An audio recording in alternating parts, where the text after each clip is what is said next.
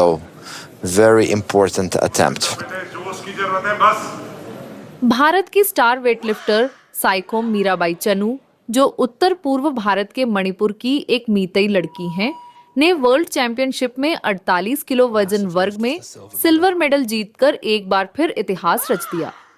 चनू ने कुल 199 किलो भार उठाया, 84 किलो स्नैच में और 115 किलो क्लीन एंड जर्क में।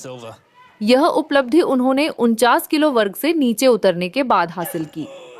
स्नैच में संघर्ष करने और 88 किलो पर 2 बार असफल होने के बावजूद चनू ने क्लीन एंड जर्क में शानदार वापसी की और 109, 112 और 115 किलो को आसानी से उठा लिया।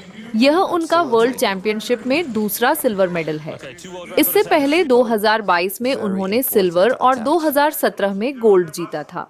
गोल्ड मेडल उत्तर कोरिया की री सॉन गुम ने अपने नाम किया, जिन्होंने कुल 213 किलो, 91 किलो प्लस 122 किलो उठाकर नया विश्व रिकॉर्ड बनाया।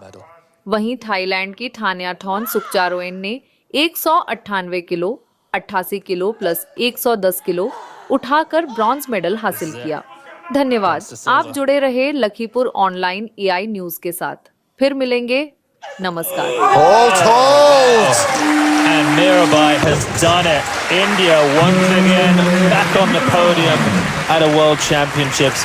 Phenomenal lifting. And I think she had a few kilos in the tank. Absolutely.